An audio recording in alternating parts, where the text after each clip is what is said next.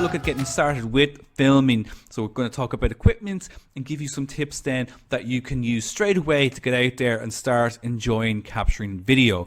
And I just want to say, no matter what device you are using, any device with the option to record can capture a great story. It is all about how you use it. It's all about the person capturing the footage and not the device itself. And a great example of this is a movie, a recent enough film, Unsane. This is directed by Steven Soderbergh and was shot entirely on an iPhone. So iPhones have obviously come a long way, and smartphones in general a long way over the last decade, to the point that you can now film major motion pictures using iPhones. So some of you may have seen that film. I haven't seen it myself. I've seen some clips from it, but that was all done entirely on an iPhone. Now, from a sound perspective, I'm sure you had a sound team there to help out in that. But in terms of the visual side of it, all done through iPhone. So definitely check out that film. And I just want to show that it's an example that you don't have to have the latest and greatest cameras to get out there and start capturing amazing footage.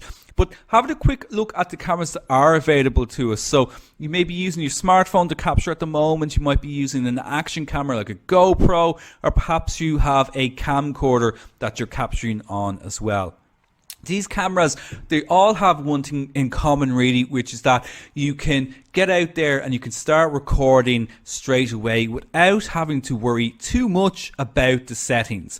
Now, that's not to say that they don't have settings that you can change, which we are going to look at in the next lesson.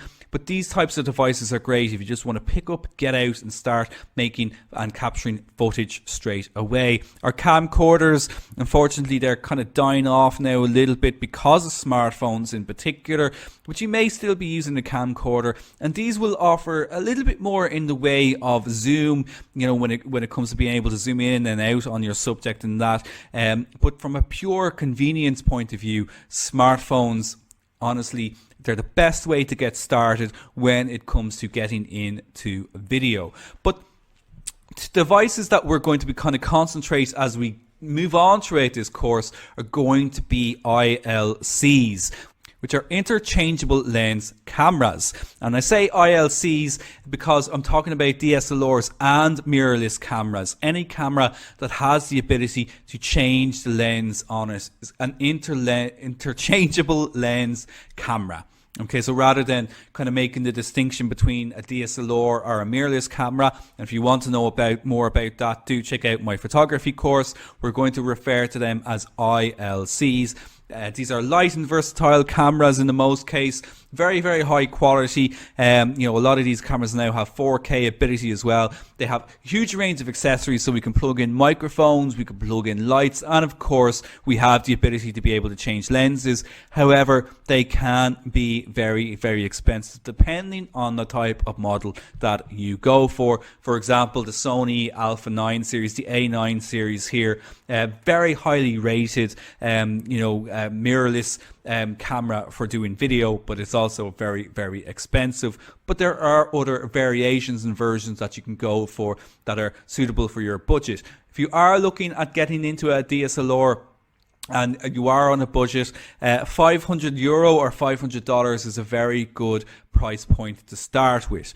Now, the very highest end, you would be looking at something like the RED cameras, the cinema cameras, or cine cameras for short. So there's a couple of variations of these. RED is probably the most popular one. Canon have a great cine range as well. Blackmagic cameras would also be very high quality and are actually a lot more affordable than a setup like this. But just want to give you an idea of the types of cameras that are now being used for the biggest budget productions that are being used for the highest quality blockbusters that are out there. Something like this, as you can see, very complex setup, difficult to operate. So as you can see, there's quite a lot going on. We've got a rig here, attached to the camera so that It can be mounted on somebody's shoulder, has focus pulling on it as well, so the actual focus is controlled by the handles, rather than having to change the focus on the lens itself. Loads of more features and options then into lens changeable cameras, as you can see here as well, like in terms of the sound options at the back of the camera. There's lots of XLR cables and stuff, which we'll talk about again at a later stage, to make sure that the sound quality is at the highest quality as well. Huge range of lenses, the highest quality lenses as well, and I'm talking about lenses that are, you're talking about tens of thousands of euro in terms of the quality of the lenses. Again, we'll speak about lenses in lesson number 3. There is a difference between our camera lenses and cine lenses, which I will go into more detail at a later stage. And these are, to say they're expensive is an understatement.